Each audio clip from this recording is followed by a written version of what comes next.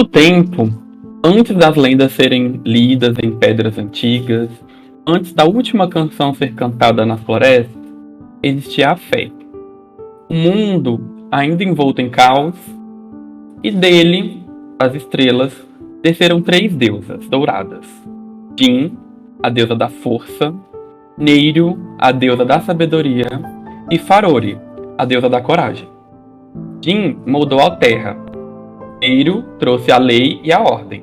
E Farori criou todas as formas de vida que habitariam o mundo.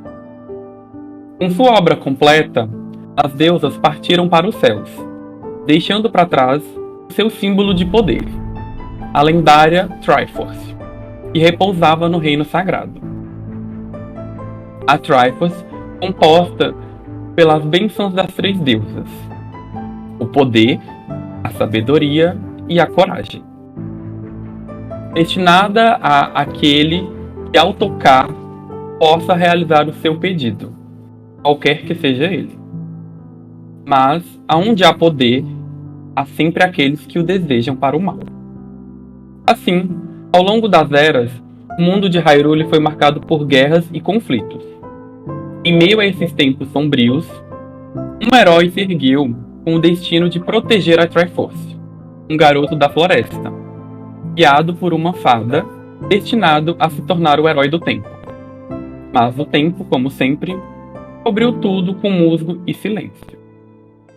As deusas, ao longo das eras, foram esquecidas. Em seu lugar, lembraram apenas dele, o herói do tempo. Um nome, uma lenda, um fantasma. E como todo fantasma, ele também foi esquecido, sendo referenciado apenas como aquele que, uma vez, salvou toda Hyrule, o grande herói do tempo. Hoje, algo se agita onde um silêncio reina. Os ventos carregam os lamentos do passado. E por algum motivo, em terras distantes e corações distintos, 5 espíritos começam a se mover. Aqueles que uma vez ajudou o herói do tempo a derrotar o grande mal. Quando os caminhos desses 5 espíritos se cruzam, tudo pode recomeçar. Toquinho, você tá dormindo, dormindo ali tranquilo, e você tá sonhando com um sonho bem estranho, bem sinistro, na verdade. Tá tudo silencioso, não tem vento, não tem canto de pássaros, e você tá num bosque, aparentemente queimado. E as brasas, que sobrou das brasas, está no ar, sabe? Voando no ar. Como se fossem pequenos vagalumes. Você sente que não está só. Tem alguma coisa ali sagrado lutando logo adiante. Olhando em volta, você percebe que as árvores elas estão chorando seiva negra. No fundo, entre as árvores, você vê uma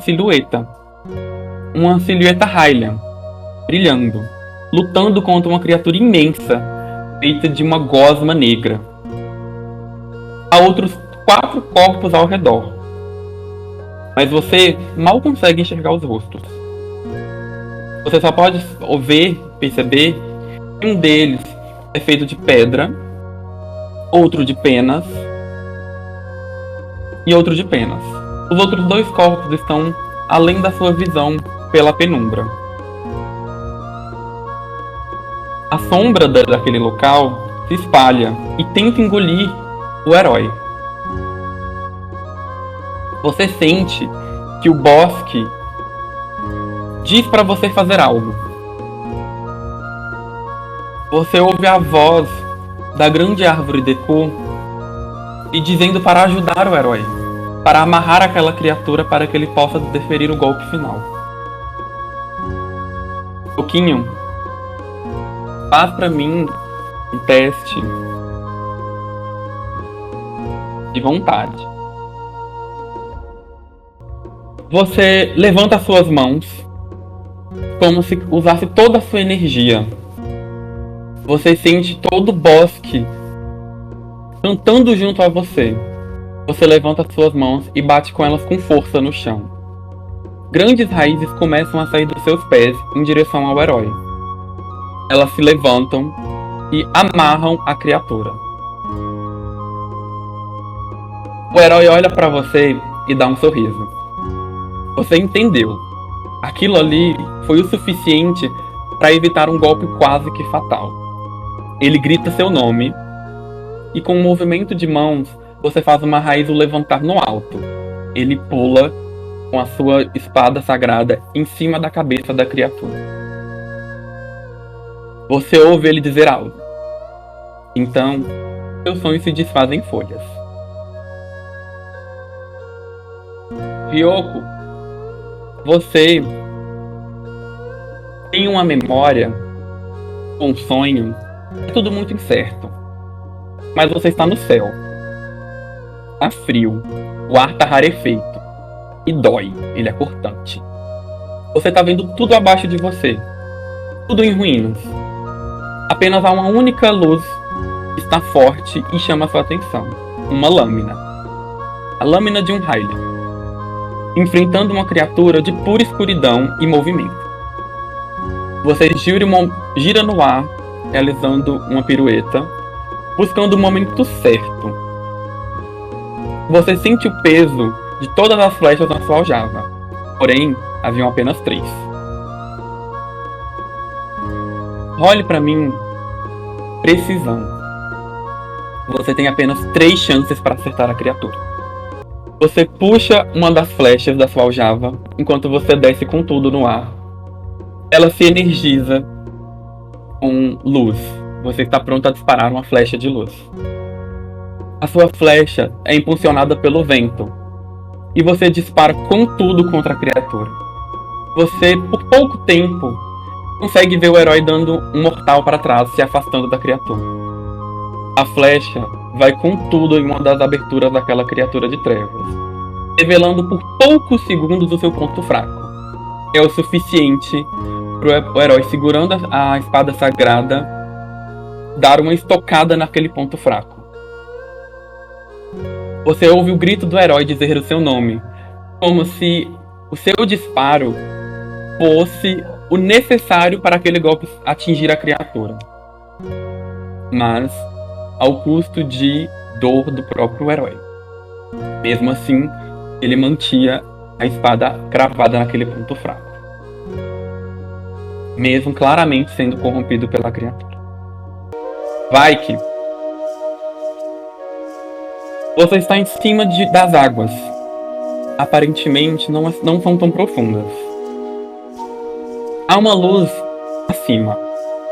Você consegue ver como se o tempo tivesse congelado.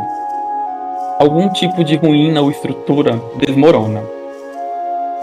A sombra dessa coisa que destruiu essa estrutura suja a água como se fosse tinta.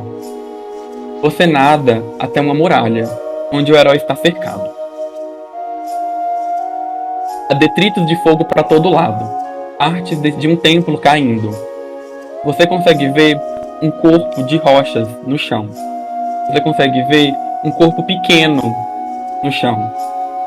Você pode ver também um corpo aviário também no chão. Aquela criatura estava em completa fúria, causando chamas para todo lado. O herói que está à sua frente nessa muralha estava ajudando um outro corpo. Parecia protegê-lo. Ele não vê o golpe, ele não vê a bola de fogo vindo com tudo na sua direção. Você sim. Você ergue as suas mãos, como se gritasse o nome dele. Rola pra mim um teste de vontade. A sua força de vontade é tanta que você desloca uma imensa massa de água na direção do herói. Ele apenas se assusta com o golpe, mas ele entende. Claramente, aquela grande massa de água estava vindo para protegê-lo. Você consegue o envolver em uma cúpula de água, muita água. aquela água segura as chamas com toda a sua força de vontade. Era como se a própria deusa Nairo tivesse te ajudando a proteger o herói. Os olhos dele te encaram em agradecimento. A sua visão desaparece com bolhas. Você, enquanto meditava, você sentia calor, muito calor. O calor daquele sol na areia dos seus pés, você ouviu um vento sibilando, como se lhe chamasse para algo. Na sua frente, enquanto uma tempestade de areia afligia, você consegue ver um Hylian encarando as areias, como se estivesse preparando um golpe. O vento lhe diz algo, como se fosse para você olhar em alguma direção. Você, enquanto acostumada com o calor e com a areia, podia saber o que o vento estava dizendo. Era como se a própria voz de Farore estivesse lhe dizendo aonde atacar. Mas como você poderia dizer isso ao herói? Ele estava muito concentrado. Você segura algo em mãos. Um frasco. Naquele momento, você não pensa duas vezes. Faz um teste para mim de precisão. Naquele momento, você não pensa duas vezes. Apenas arremessa o frasco na direção do herói. Mas não nele, exatamente. Nos seus pés. Assim que o frasco encosta nos pés do herói, ele estoura. Ele explode. Você consegue ver um fogo azul cobrindo o seu corpo. E criando uma espécie de grande rúpia de gelo. Você coloca no herói uma cúpula totalmente feita de gelo. Nesse instante, uma criatura imensa emerge de dentro das areias, abocanhando com tudo o herói. Mas, assim que ele abocanha aquela cúpula de gelo, ela se prende entre os dentes da criatura. É tempo suficiente. O herói grita o seu nome. Você bate suas mãos, quebrando o feitiço. O herói apenas golpeia a criatura diretamente em sua boca por dentro. E você consegue ver uma explosão. Uma mistura de luz e sombras.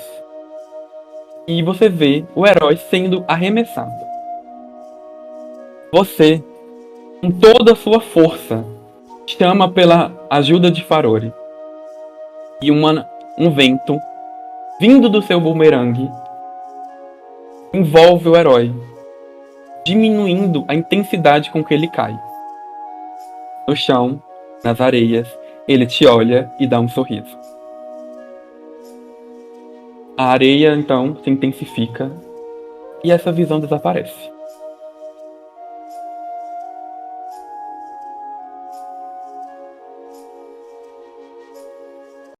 Vocês acordam, cada um em sua tribo, cada um em seu povo, cada um em seu lugar de descanso. Nesse momento, eu quero que vocês apresentem quem são Ossi, quem é Vaiki, quem é Ryoko e quem é Tokin. Pulse é uma grande fada que, após o seu amigo ser enfeitiçado e amaldiçoado pela sua irmã, resolveu se aventurar no mundo junto com ele para descobrir uma forma de destransformar o Toquinho, né, que é o apelido do Deco, né, novamente em Yaoli. Ela é uma fada empática até demais. Ela costuma sentir profundamente a dor dos outros, as emoções, mesmo de criaturas menores, como até insetos. Ela prefere conversar com os animais. Ela costuma ter longos diálogos com qualquer animal assim que ela acha que vai ser útil para dar informações, porque ela não confia muito em humanos, né, nos seres humanos. Ela desconfia bastante de regras rígidas, porque para ela essas regras rígidas são formas de prender né, armadilhas que prendem o amor e a liberdade. E ela carrega consigo uma folha com desenho do rosto do Yao Li antes dele ter sido transformado em um Deco pela sua irmã Pussy Fresh, que foi o motivo da briga entre a Pussy Teen e a Pussy Clean. Vaik, conte para a gente um pouco de quem é o Vaik. Vaik é o rei nascido dos Gerudos, nascido sob um eclipse solar, um presságio no destino grandioso e perigoso. Irmão da lendária Naboro, ele foi moldado por sua bravura e pelo treinamento rigoroso de Urbosa, que o ensinou a liderar com sabedoria além da força. Ele é frequentemente visto como Pussitai, uma fada espirituosa e amante de bebida, com quem compartilha noites de celebração e histórias surreais. Vaik mantém uma rivalidade curiosamente amistosa com Ryoko Iga, misterioso Sheikah dissidente que estuda secretamente a cultura Gerudo. Ryoko diz que Vaik é uma aberração fascinante, ao que o rei responde com desafios de combate e piadas sarcásticas. Ambos respeitam profundamente a força e mente um do outro, mesmo em lados opostos de ideologias. Carrega sempre consigo um machado colossal de lâmina dupla, capaz de partir um inimigo ao meio com um único golpe. O machado também é um símbolo de sua liagem e da força bruta que o torna temido por inimigos e respeitado por aliados. A alma de Vaik, no entanto, está ligada espiritualmente à sua amiga de infância, Kaira, uma geruda com quem cresceu em segredo nos confins do deserto. Desde pequeno, os dois compartilhavam sonhos de justiça e liberdade para seu povo, e selaram esse ideal com um antigo ritual espiritual, unindo suas almas além do tempo e da distância.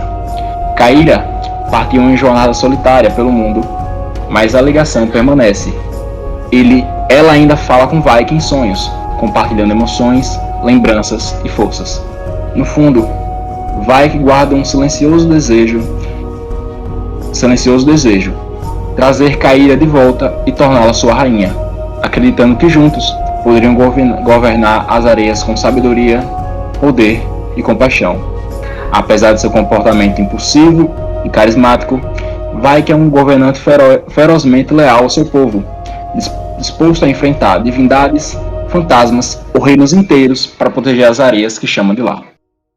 Toquinho, apresente pra gente quem é o Toquinho. Yao, ou como todo mundo chama Toquinho, ele era um Hylian, que acabou sendo amaldiçoado por uma fada e se tornou um Deco. Antigamente, na sua vida, ele era um famoso cozinheiro que buscava uma receita lendária perdida há muito tempo, a empadinha divina. E ele conheceu a Pussy Tite no meio do caminho. Juntos, ela resolveu me ajudar na minha jornada para poder voltar a ser um Hylian e compartilhar algum dia a receita, a comida lendária, quando eu descobrir. E por último, Ryoko. Ryoko Iga. Ryoko Iga é um jovem Sheikah do clã traidor Iga. Mas ele renegou suas origens e jurou lealdade à família real de Hyrule. Ele é silencioso, meio paranoico, mas ele tenta se provar como uma boa pessoa. Ele tem um desejo inabalável por justiça, e é isso. Ele tem uma rivalidade amigável com Vaik, trabalha para a Pussy Clean, que é a irmã da Pussy Tite, e é um amigo do Toquinho quando era ainda um humano, o Hylian. Esse é o Ryoko. E ele é um arqueiro. Vamos lá. Vocês, enquanto estavam na tribo de vocês, no assentamento de vocês, vocês passaram por um momento um pouco peculiar. Ryoko, você enquanto um traidor do clã Iga, hoje servindo a família real, mesmo sendo um Chica, mas não compartilhando totalmente das premissas Chica, ou Chica, houve um momento em que você foi chamado é uma palavra forte, você foi levado por alguns outros Chicas para Kakariko Village. Lá, sendo a base operacional de todos os Chicas, você foi levado até a Impa, a mestre de todos os Chicas de Hyrule. Lá, ela o levou a uma cerimônia silenciosa e muito misteriosa. Lá, você jurou lealdade à família real. E com isso, Impa viu algo diferente em você. Dentro dessa câmara oculta nas ruínas de Kakariko, envolto por tapeçarias cheio de olhos, máscaras, você se ajoelhou de frente a uma pedra. Impa pronunciou para você: enxergar além do véu é um fardo de todos os nossos. Não vamos te dar poder, Ryu, mas uma obrigação de não desviar da verdade. Você, sem entender um pouco do que ela dizia, ela mandou todos os Chicas ali irem embora, ficando apenas com você. Pediu para que você levantasse os olhos e apresentou a você, em cima de uma pequena almofada, um artefato. Um tipo de lupa, um tipo de lente. E disse a você que aquela era as lentes da verdade. E, enquanto um Chica, era dever de todos vocês sempre manter a verdade, sempre buscar a verdade, seja ela qual for. E aquele artefato, assim que você entrou em Kakariko, ela revelou a sua verdade. E ela ficou feliz em ver do que se tratava. E por isso, ela confiava a você este artefato. Este artefato que uma vez foi do Herói do Tempo, onde ele usou para ver a verdade do mundo, para poder lutar contra um inimigo passado. Esse artefato estava sendo entregue a você para você poder provar a sua lealdade agora com a família real. Você deveria levar o artefato, levar as lentes da verdade, através de 4 lugares onde o Herói do Tempo foi. Esses 4 locais deveriam ser analisados pela lente, para você entender qual é a verdade Chica. Porém, esse artefato, como você pode ver, está totalmente sem energia. Ele não vai funcionar. Como primeira missão a você, Ryu, terá que levar as lentes da verdade para o Herói do Tempo. Siga para o Templo do Tempo e energize a lente lá, a energia do herói. Assim, você está apto a ver a verdade Chica e entender o porquê somos tão devotos à família real. Confiarei essa lente a você. E saiba que nós, Chica, não perdoamos traições. Em algum momento da sua vida na cidade de Gerudo, Vaik, quando você chegou à vida adulta, você pode ver finalmente o trono Gerudo. Um trono feito de ouro maciço. Você sabia que você estava destinado a ele. Até porque machos Gerudo só nascem a cada 100 anos. Quando nascem. O último macho Gerudo que nasceu é há muito tempo. Você estava destinado àquilo. Toda a sua criação foi destinado a ela. Mas algo em você não esperava ter que assumir o trono tão rápido. E a sua mestre, Bossa, ela sabia que você não estava pronto para reinar ainda. Então, em um determinado momento de treino, ela disse a você que Ser um rei Gerudo é muito mais do que apenas reinar entre as grandes guerreiras Gerudo. Você tem um fardo perante toda a Hyrule, já que a maioria, mas muitos dos reis Gerudos destinados a governar acabaram por trair a confiança da família real. Então, quando você estiver andando por aí, você provavelmente vai ser alvo de desconfiança. Ninguém vai confiar em você. E você tem que conquistar as pessoas, os Hylianos, os Virulianos, todas as raças, e provar que um rei Gerudo é sim um rei do deserto. Mas que não vai ser uma jornada fácil. Até porque você vê que ela sai e retorna. Ela tem algo em suas mãos. Parece um tipo de manopla, um tipo de luva. Ela olha pra você e diz: nem todo o peso do nosso povo pode ser aliviado com força, Vaik. Tem fardos que só podem ser levados pelos que têm coragem de se levantar contra eles. E você não está pronto para ser o nosso rei. Você tem algo, ela coloca as mãos no seu peito. Você tem algo e é muito bonito de se ver. Ela então tira as suas luvas e entrega, dizendo que aquelas são as luvas prateadas. Uma vez foi usada pelo herói para lutar contra criaturas terríveis que assolaram o deserto Gerudo. Era dever do rei levá-las de volta para o que confia. Você deveria levar as luvas prateadas até o Templo do Tempo. No caminho, provar para todos aqueles que você cruzasse que era um rei, o que é realmente ser um rei Gerudo. Ela entrega as luvas para você.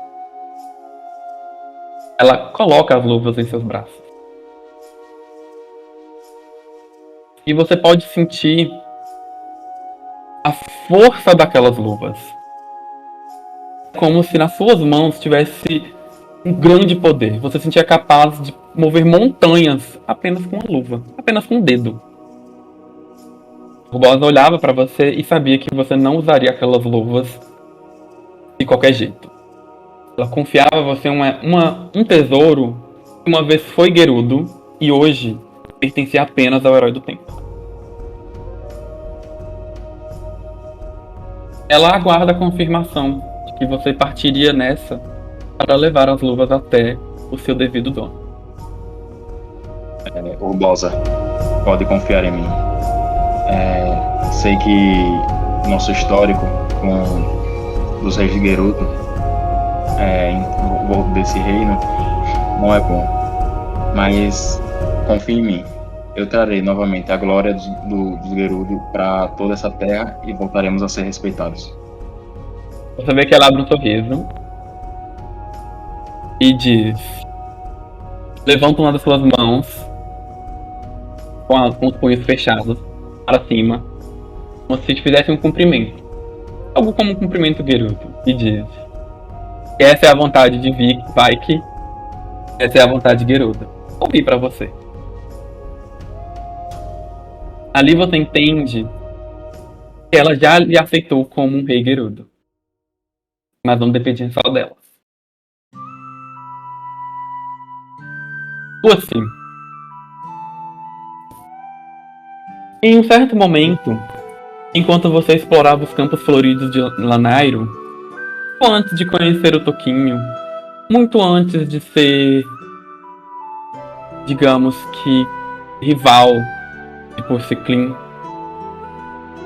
você andava por campos floridos e ouviu um certo som estranho, algo como uma canção, mas contida. Você caminha seguindo esse som entre as raízes, entre árvores, entre troncos.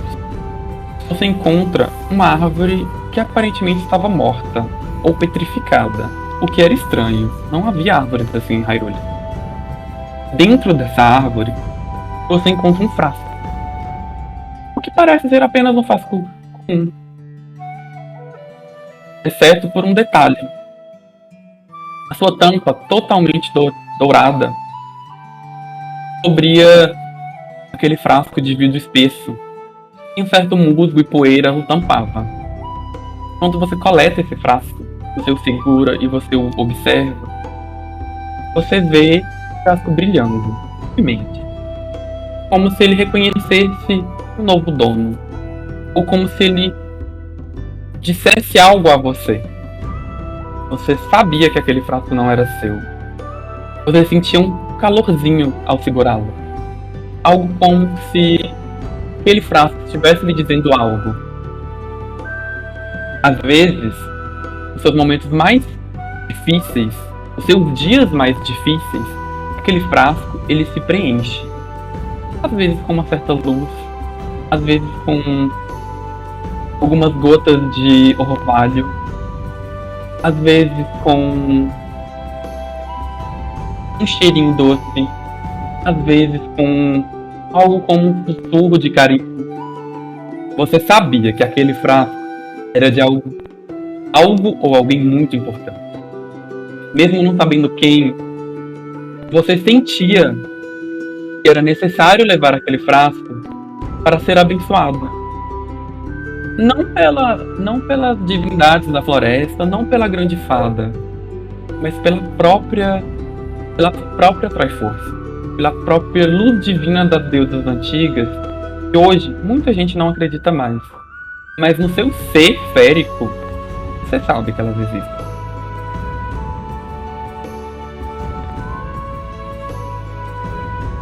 Pouquinho.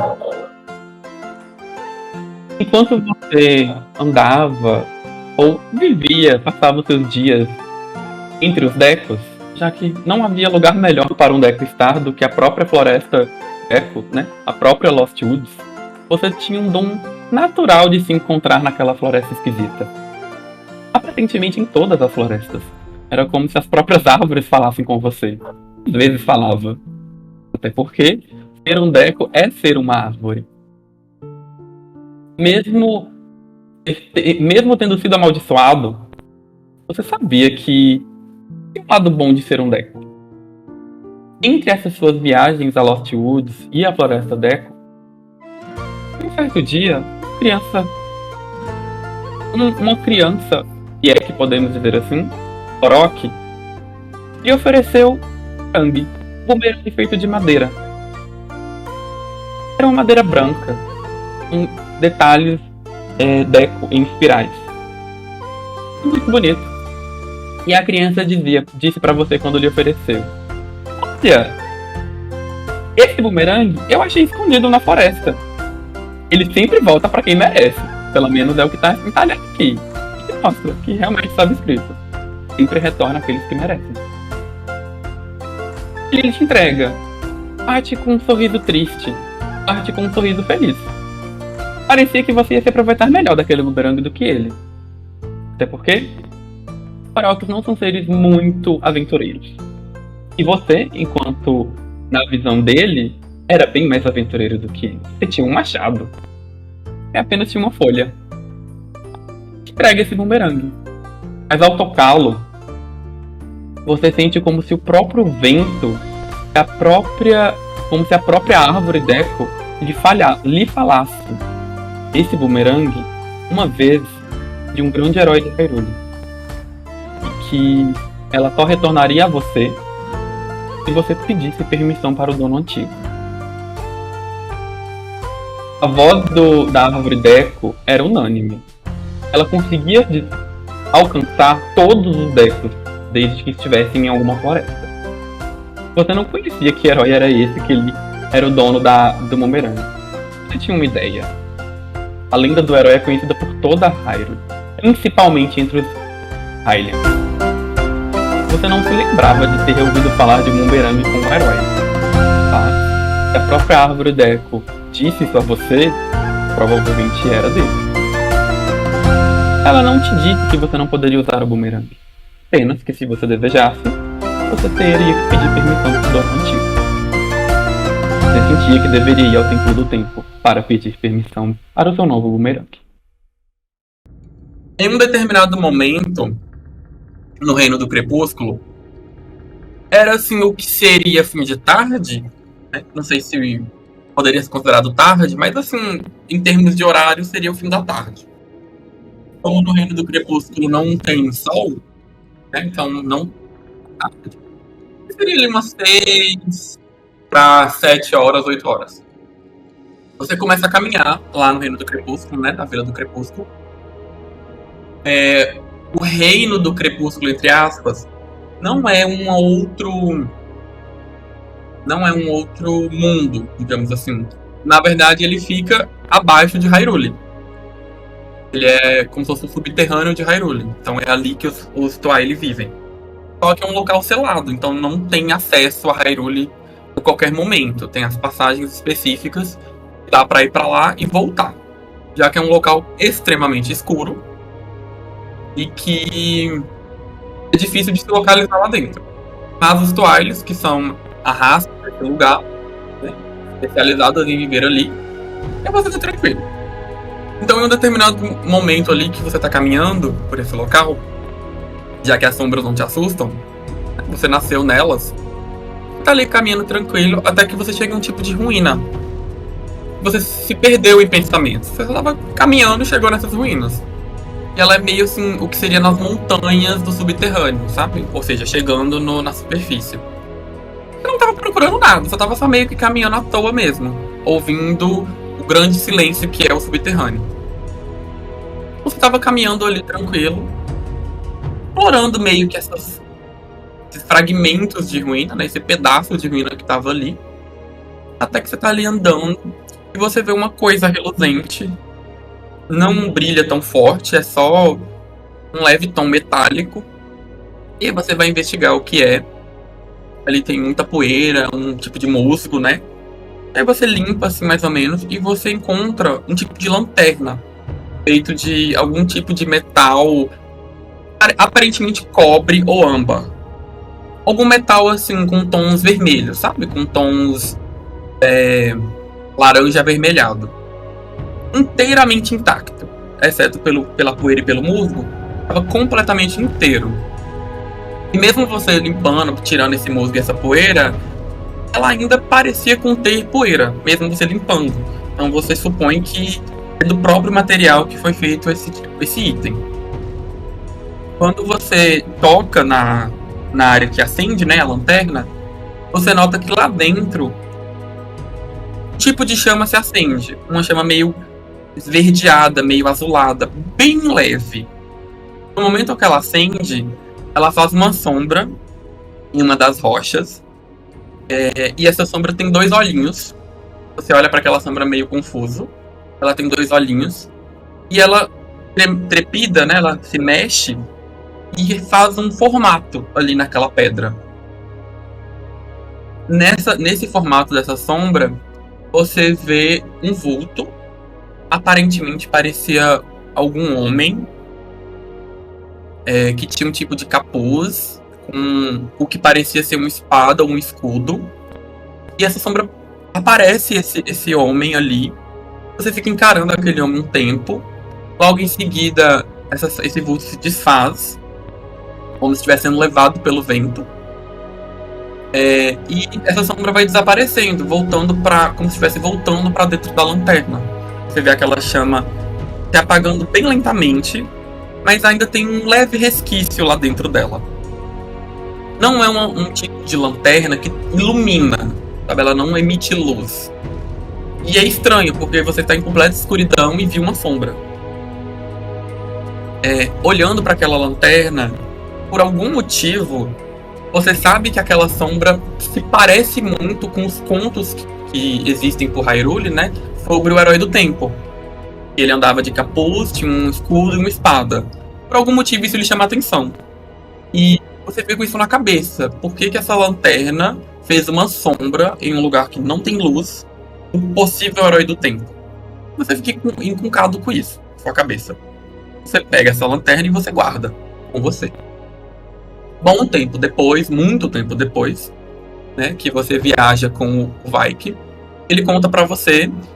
E já que vocês são amigos de infância, né? O Reino do Crepúsculo, ou o Mundo Submerso, existe uma passagem próxima ao Deserto Gerudo. E é comum os Twiles andarem por ali. Então é comum para os Gerudos verem Twilis. Você acabou conhecendo o Vaik desde pequeno. E ele disse uma vez que a treinadora, a mestra dele, o incumbiu de uma missão, de ir até o Templo do Tempo. E aí isso deu um estalo. Há muito tempo você tinha encontrado aquela lanterna que fez uma sombra do Herói do Tempo, e agora o Vaik estava indo ao Templo do Tempo. Então você meio que se ofereceu para ir com ele, para tentar investigar mais sobre essa lanterna. Às vezes aquele Templo do Tempo, que é dedicado ao Herói do Tempo, te traria alguma resposta. Já que o Herói do Tempo é conhecido por ter recebido uma dádiva direto de uma das deusas antigas, né? O dom da coragem.